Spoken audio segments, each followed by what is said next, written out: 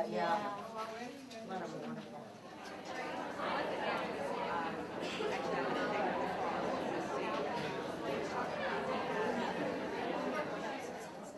They said that.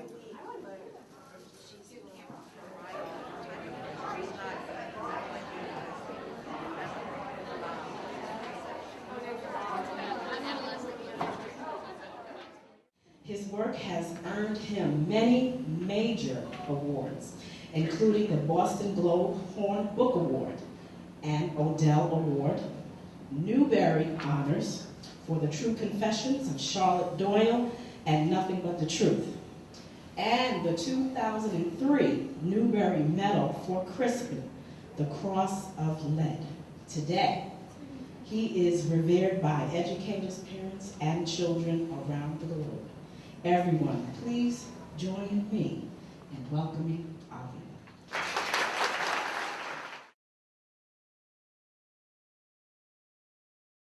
I grew up in Brooklyn, New York in the 1940s, and it was a house full of books.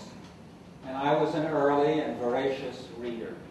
But nothing had more impact on me than the kids' radio adventure shows, to which I listened avidly. Jack Armstrong, Superman, the Green Hornet, and the Lone Ranger, that masked avenger of wrongdoing out west. Indeed, years later, I would write a book called Who Was That Masked Man Anyway?, which is, in part, an homage to radio. But it also recalls with some accuracy how I told my first stories. And you guys can be part of it. Now, listen carefully, and I'll tell you exactly when to come in. Hey, Mario, psst, Mario, open your window. I have to talk to you.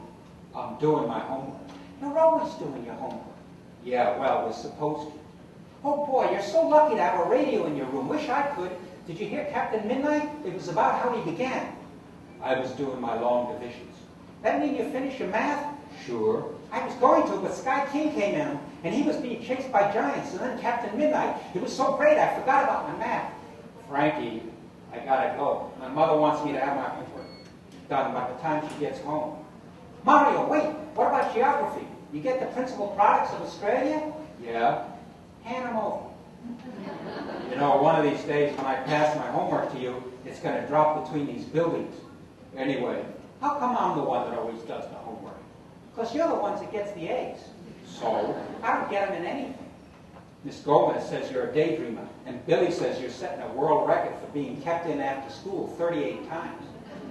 None of it's beeswax. Miss Gomez knows you copy my work. How come? She asked me. Gee willikers, you told? Well, she wanted to know why we always have the same answers. So I said we live in these houses with rooms and windows opposite, so we work together. And then I said your father works 2 jobs, that your brother got wounded in the Pacific and will be home soon, that your mother takes in a boarder whose name is Mr. Swerdlove, who's studying to be a doctor. Why'd you tell her all that? She asked me. Nosy Parker. Hey, Mario. What? You like the way Miss Gomez looks? Hubba, hubba. She could have been a movie star, good as Veronica Lake. But guess what? What? I saw her cry. Veronica Lake? No, Miss Gomez. When? Last week. What happened? Her boyfriend got wounded in Europe. Hey, Frankie. Maybe with Miss Gomez's boyfriend being wounded, he'll be so different she won't like him anymore, and she'll want a new boyfriend. Yeah, she could get one easy. Maybe your brother. Nah. Tom rather be a hero, or a spy, or a cowboy. They can like girls, they just can't marry them. Hey, wait a minute. What? The shadow's coming on. Frankie, hurry, turn it on. Who knows what evil lurks in the hearts of men? The shadow knows. And now for today's drama, The Curse of... Hey, why'd you turn it off? That show makes me nervous.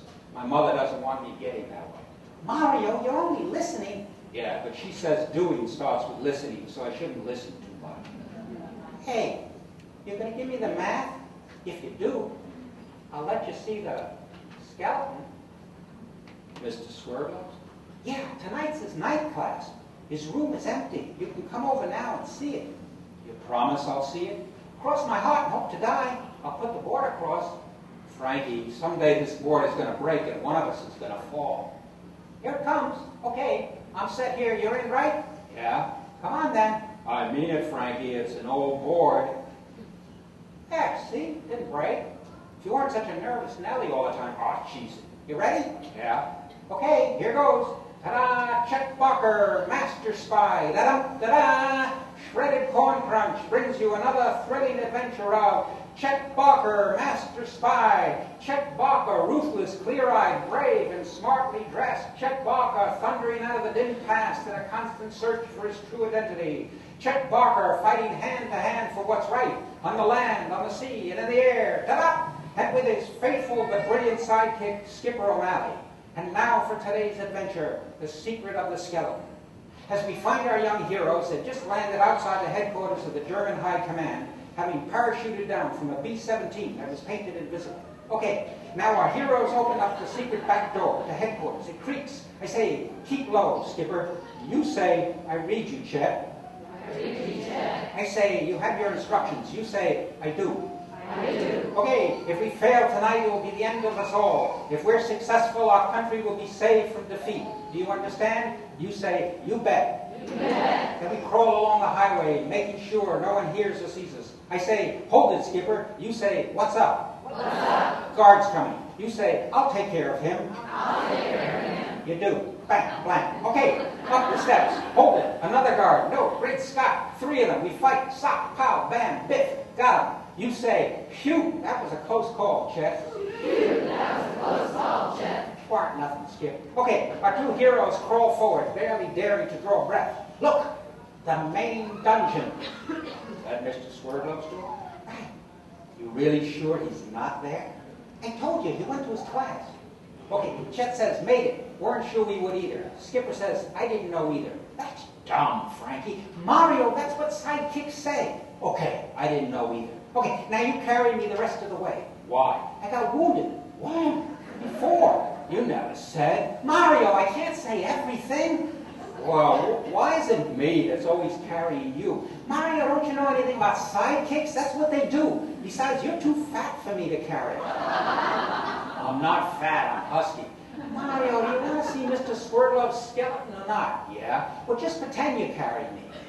Okay, I just did. Okay, I say, thanks for saving my life, partner. I can scramble on my own now. Mario, you say, twarn't nothing. I say, the coast is clear. I reach up and try the trap door. It opens slowly. Eerie organ music, echo of feet on stone floor, sound of water dripping. Okay, Skipper, you look around here with big eyes and say, mighty creepy in here, Chet. Mighty creepy in here, I Chet. say, what's the matter, Skip? You getting nervous? Frankie, can't we just go in? Come on, Mario, you gotta do it right. I twist the triple lock, find the secret switch, click, ping, pocket, wocket. Okay, I open the vault. Sound of rusty hinges, wind, thunder, lightning, rain, daylight. The music swells. I say, great Scott, there it is. Dr. Swerdlove's secret skeleton. Hey, Frankie, you know what? Doctors must be strange. Why? Well, I mean, look, 1 suit, 3 shirts, 2 pairs of shoes, and a skeleton, all hanging in the closet. Hey, Frankie, who do you think, before, who do you think the skeleton was? Oh, someone famous. How can you tell? Well, you wouldn't want to save any just bunch of bones, would you? Hey, I just thought, what if it's, a woman?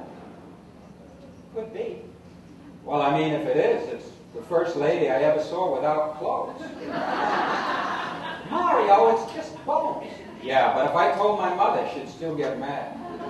She doesn't want me looking at women without clothes. Well, maybe it's a man. She said I wasn't supposed to look at them either. Hey, Frankie, what? How come the bones are all brown? Because they got it from a pyramid. You see, Skipper, those bones were a king of Egypt. Touch it and it brings a curse of the closet mummy. Darst you go into the vault and close the closet door, Skipper? I double dare you. I'm in, Skipper. What about you? See, I'll even shut the door. And so we come to another end of another Chet Barker, Master Spy, Boy Adventurer, with his faithful sidekick, Skipper. Tune in tomorrow for excitement, thrills, adventures. Yes, radio friends, Frankie. Find out tomorrow what Chet Barker and his sidekick, Skipper O'Malley, Frankie, discover inside the closet with the ancient skeleton when suddenly, Frankie, listen. What? Mr. Swerdlove just came into the room.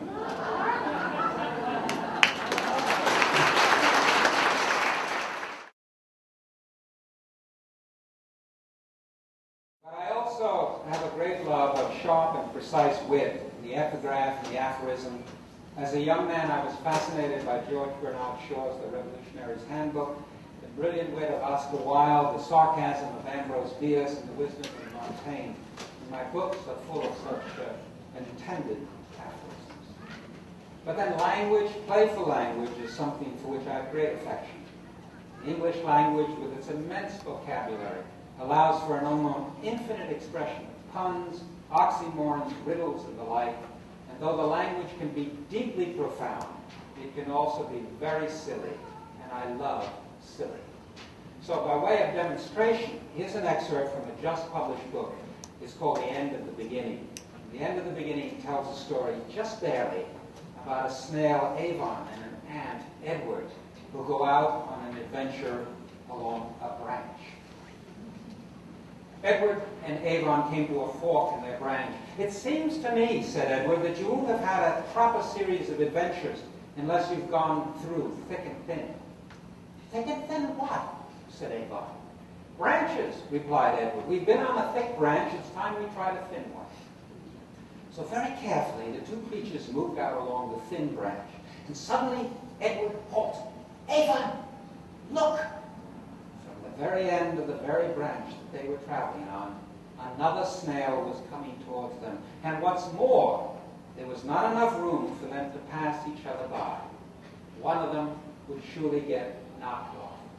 Edward was very excited. He ran up and down and around in circles. "Avon," he said, "this is the adventure we've been waiting for. That snail is coming our way. We are going his. One of you has to give way. You're going to have a famous battle and win." "What if I lose?" said Avon. "Avon, if you win this battle, you will be the most famous snail in the world. This is what going on adventures is all about." "The truth is, Edward, I've never fought a famous battle before. How do you do it?" "Oh, you hurry down the branch and push him out of the way. He'll push you back, push him again, that's the battle."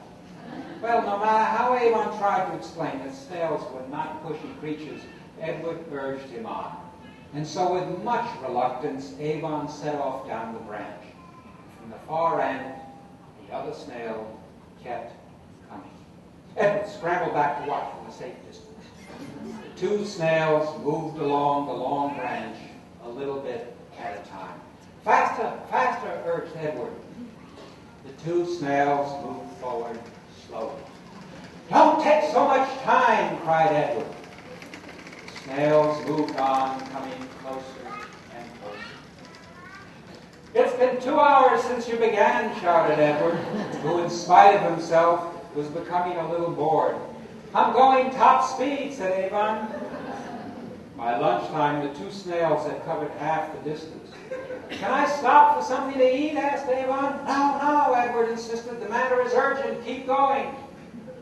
By 4 o'clock in the afternoon, the snails had covered 3/4 of the distance that had separated them. Edward was exhausted with watching. "Can't you go any faster?" he called. "I'm running," replied Avon. By supper time, the two snails were almost close. "Remember now," said Edward from his perch, "this is a fight to the finish." And he yawned. The two snails were almost in touching distance when the sun went down. "I can't see you anymore, Avon. Keep me informed." More time passed. "What's happening?" "Not sure," said Avon. "I can't hear anything." "Neither can I," said Avon. A few more hours passed. "Avon?" "Yes, Edward?" "Are you winning?" "Can't tell." In the middle of the night, Edward called out across the darkness. "How's it going?" "Pretty well." "Are you winning now?" "Won't know till daylight." In the morning, Edward strained to have a look. To his astonishment, the two snails had passed each other, and each was continuing on his way. "Avon, what happened? Did you win your famous battle?" Avon considered thoughtfully. "Edward," he said, "I don't know. It all happened so quickly."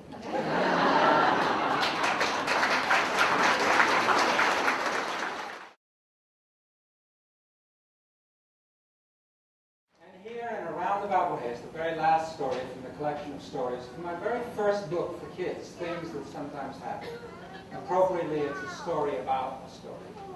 Once upon a time, there was a story that did not know how to end. It was really a very nice story with lots of interesting things to say, even funny things. But it went on and on with all sorts of things happening. It just could not stop. It tried, and just when it was going to stop, it thought of something else to say. I think, said a little boy who was listening to the story, I think the best way to end the story is to say, they all lived happily ever after. Oh, no, said a little girl with pigtails. You should end every story with some crying. Another little boy said, no, it should end with everybody crying, laughing at the same time. Another small girl said, a story should end, ha ha, I told you so. Just then a very old mouse came along, and he had long gray whiskers and a cane, and he had listened to many, many stories for many, many years. In a very squeaky voice, the old mouse said, the way to end stories is to say, the end. And that is the end. And sure enough, there isn't any more except